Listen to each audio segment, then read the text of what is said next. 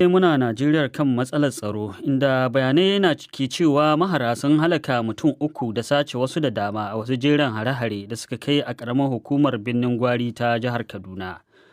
Wata sanarwa da ƙungiyar cigaban masarautar ta fitar ta nuna cewa 'yan bindiga sun kai hare-haren ne a ƙauyuka daban-daban, inda baya ga kashewa da sace mutane sun kuma kwashe da lalata dukiya mai ɗimbin yawa.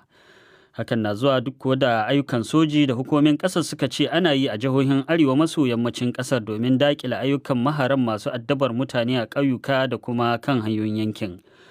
Isaac wato Usman Kasai shine shugaban ƙungiyar ci gaban masarautar Birnin Gwari kuma ya yi wa Haruna Ibrahim Kakange ƙarin bayani. Ranar wannan Asabar ɗin da ta gabata, yiwa innan 'yan ta'adda misalin karfe 7:30 na yamma sun shiga wato garin hayin gada. A nan ne suka kashe mutum 2 a cikin garin Damari, kuma suka ɗauke mutum 12, sannan kuma suka faffasa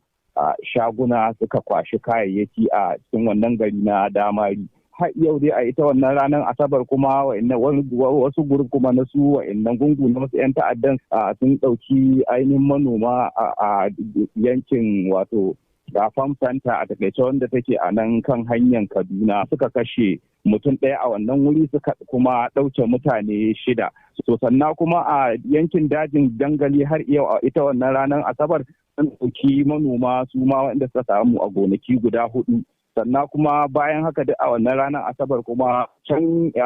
wato kamfanin doka sun anshe ma mutanen manoma su ma har yau manoma guda 3 sun anshe musu mashina kiran boxer. To a ita ma ita garin Damari kusan bayan kwana 2 kwana 3 ana yawan ma shiga ana kai masa hari a kwashe kayayyakin shaguna da shauransu. To amma cikin kwanakin nan kamar ana cewa ayyukan da sojoji suke yi ya sa an samu sauki.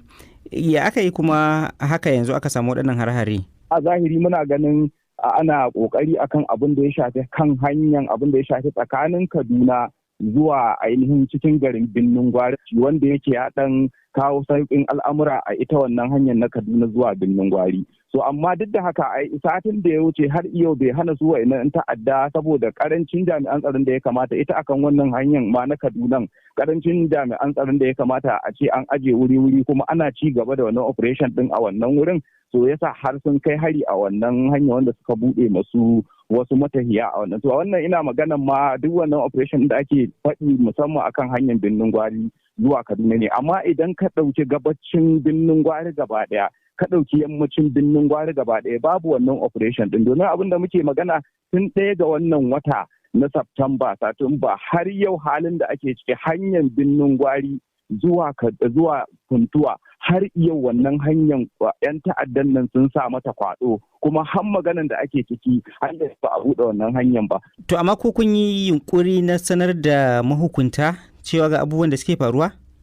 Ai yunkurin sanar da mahukunta koyaushe muna ta wannan yunkurin sanar da mahukunta musamman domin maganar sanarwa gaskiya ba karamin abu bane wanda yake ita karan kanta gwamnati muna kyautata zato akan cewa suna da nasa hanyoyi da dama waɗanda suke samun wa'annan labarai, kamar yadda ko da yaushe idan muka je muka zauna su ma suna nuna mu cewa suna da irin wa'annan bayanai da shawararsu. So ina ga maganin abubuwan da yake faruwa musamman a wa'annan wurare ba abu ne koyayye a wurin gwamnati ba.